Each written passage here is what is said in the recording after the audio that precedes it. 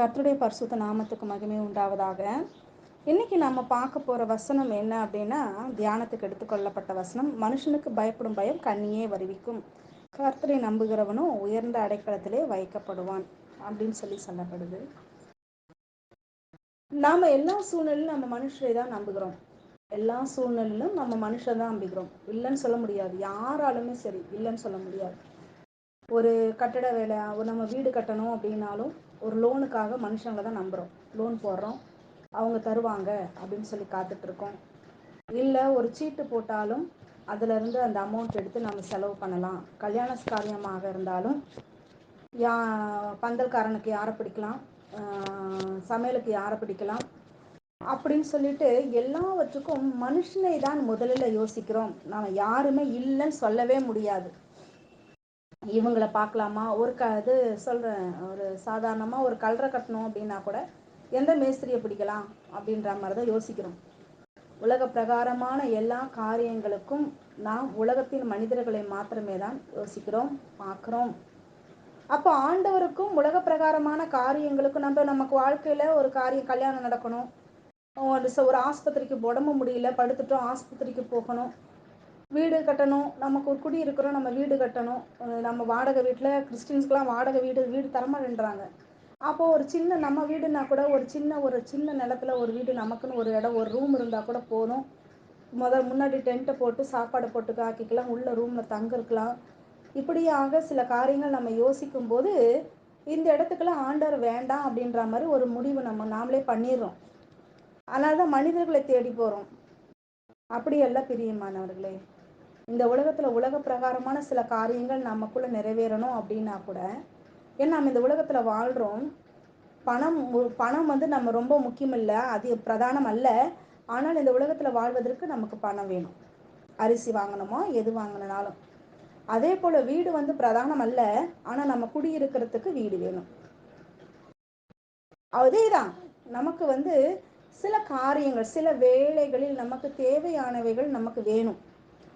For example, ஆரோக்கியமாக இருக்கிறவர்களும் பஸ்ஸை பிடிச்சி நாம் 4 பஸ் ஏறி 10 பஸ்ஸுனாலும் ஏறி இறங்கி ஓடிடுவோம். ரொம்ப தூரம்னாலும் நம்ம நடந்துருவோம். நாளடைவில் நம்மளுடைய பலன் குன்றும் போது நமக்கு ஒரு 2 வீலர் தேவைப்படுது. அப்போ அந்த இடத்துல நம்மளுடைய தேவைகள் ஒன்று 2 வீலர். ஆனால் 2 வீலர் பிரதானம் அல்ல, அதுவே முக்கியம் அல்ல, ஆனால் அது தேவைப்படுகிறது. இந்த உலகத்தில் நம்ம வாழ்றதுக்கு உடை பிரதானம் கிடையாது, ஆனால் உடை தேவைப்படுகிறது இல்லையா? அப்படிதான் ஒரு அத்தியாவசியமான பொருட்களில் நமக்கு தேவைக்கேற்ப சில நேரங்களில் மாறும். ஃபார் எக்ஸாம்பிள், இப்போ பார்த்தீங்கன்னா ஏசி தேவையே கிடையாது, ஆனால் இப்போ இருக்கிற வெயிலுக்கு ஏசி இருந்தால் நல்லா இருக்குமே அப்படின்னு நமக்கு தோன்றது உண்டு. நம்மளுடைய ஃபார் எக்ஸாம்பிள், நமக்கு ஒரு முடியாமல் பேரலிசிஸ் அட்டாக் ஆகி படுத்துருக்குறாங்கன்னு வச்சுக்கோங்க, அவங்களுக்கு கண்டிப்பாக ஏசி வேணும். இப்போ அவங்களுக்கு அந்த ஏசி இப்போ நமக்கு நானும் நல்லா நடந்துட்டுருக்கோம் கர்த்தருடைய கிருபையில். அதனால் நமக்கு ஏசி தேவையில்லை. தண்ணி ஊற்றி நம்ம தண்ணி ஊற்றி நம்மளை நினச்சிக்கிறோம், ஏதோ ஒன்று பண்ணிக்கிறோம். ஆனால் படுத்த படுக்கையாக இருக்கிறவங்கள நினச்சி பாருங்கள். கிட்னி கொஞ்சம் பிரச்சனையில் இருக்கிறவங்க ஒரு நாளைக்கு 3/4 லிட்டர்லேருந்து 1/2 லிட்டர் தண்ணி தான் குடிக்க முடியும். இந்த வெயிலுக்கு அப்படி குடித்தா முடியுமா? அன்னைக்கு ஒரு சகோதரி சொன்னாங்க, அந்த பஞ்சை நினச்சி வாயில் வச்சு தொடச்சிக்கிறாங்கன்றாங்க. அப்போ அவங்களுக்கு அந்த தண்ணி தேவை. அப்போ ஒரு ஏசி இருந்துச்சுன்னா அவங்களுக்கு இந்த வெயில் தெரியாது. வெயில் தெரியாத போது அவங்களுக்கு தண்ணீர் தாகம் அதிகமாக எடுக்காது. இப்போ இப்படிப்பட்டவர்களுக்கு அது தேவையான ஒரு காரியமாக இருக்குது. ஆனால் அது அவங்களுக்கு பிரதானம் கிடையாது. ஆண்டவரை நம்பும்போது ஆண்டவர் அவர்களுக்கு தேவையானதை செய்வார்.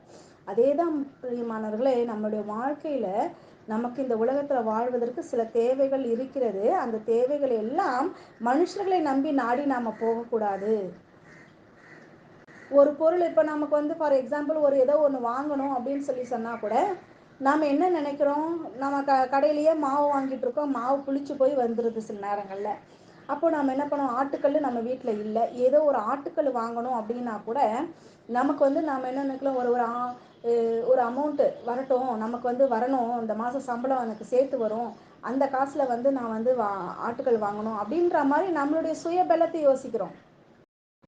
கொஞ்சம் சேர்த்து காசு வரட்டும், வந்துடும், அடுத்த மாதம் எனக்கு என்னது லோன் வரும், அடுத்த மாதம் எனக்கு பண்டிகை போனஸ் தருவாங்க அதில் நான் வாங்கிக்குவேன் அப்படின்னு சொல்லிட்டு நம்மள சுயபலத்தையே நம்ம யோசிக்கிறோம். மனுஷர்களையே நம்பி இருக்கிறோம். இல்லை பிரியமான, சுயபலமாக யோசிச்சா கூட நாமும் மனுஷன்தான், நம்மளை தான் நம்பி சார்ந்திருக்கிறோம்.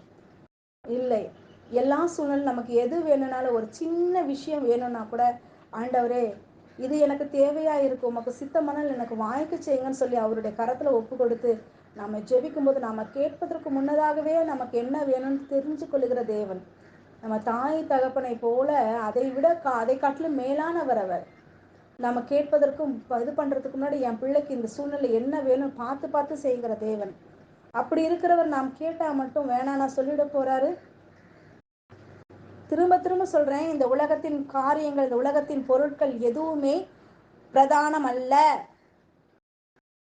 ஒரு அத்தியாவசிய தேவை இருந்தா, அவசியம் நமக்கு வேணும் இருந்தா கட்டாயம் கட்ட நமக்கு தருவார். அதை அவரிடமே கேட்டு பெற்றுக்கொள்ள வேண்டும், மனுஷங்களை நம்ப வேண்டாம். ஒரு சகோதரி கார் வேணும்னு சொல்லி ஜெபம் பண்ண சொல்லியிருந்தாங்க.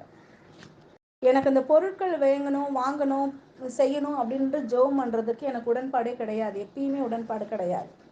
ஆண்டருக்கு சித்தமான அந்த பொருள் நமக்கு தருவார், அவ்வளவுதானே தவிர நான் வாங்க மாட்டேன், அதுக்காக ஜெபம் பண்ணவும் மாட்டேன். அப்போது நான் ஆண்டர்கிட்ட இந்த மாதிரி ஒரு ப்ரேயர் பாயிண்ட் கொடுத்துருக்காங்கப்பா, எனக்கு அந்த ப்ரேயர் பாயிண்ட்டு நான் போடுறதுக்கு எனக்கு விருப்பம் இல்லை அப்படின்னு சொல்லி ஜெபிக்கும்போது ஆண்டவர் அவங்களுடைய குடும்ப சூழ்நிலை எனக்கு விலக்கி கொடுத்தாங்க. அந்த சகோதரியுடைய மூத்த மகள் குழந்தை போல இருப்பாங்க. அவங்களுக்கு 30-35 வயசுக்கு இருக்கும், 35-40 வயசுக்கிட்டே இருக்கும். ஒரு குழந்தையை போல இருக்கிற ஒரு மகள். இவங்களும் வயதான ரிட்டையர்டு டீச்சர். அது மாத்திரமில்ல, அவங்களுக்கு 2வது மகள் இருக்காங்க. அவங்க வீட்லேயும் 2 குழந்தைங்க, சின்ன சின்ன குழந்தைங்க. அப்போது ஒரு இடத்துக்கு போகணுன்னா இவ ஊழியத்தில் ரொம்ப அதிகமாக அந்த சகோதரி ரிட்டையர்ட் டீச்சர் கான்சன்ட்ரேட் பண்ணுவாங்க. அப்போது ஒரு மீட்டிங் போகணும், பிடிக்கணும், எது ஒன்றுனாலும் பிள்ளைய தனியாக விட்டுட்டு போக முடியாது. மூத்த மகளை தனியாக விட்டுட்டு வீட்டில் விட்டுட்டு போக முடியாது, அவளோட இருந்துக்கிட்டே இருக்கணும். அப்போ வெளியிலலாம் கூட்டிகிட்டு போனால் அந்த பொண்ணு அமைதியாக இருந்துப்பா, ரொம்ப நல்ல பிள்ளை, நான் பார்த்துருக்கேன், ரொம்ப நல்ல பிள்ளை, என் மேலே ரொம்ப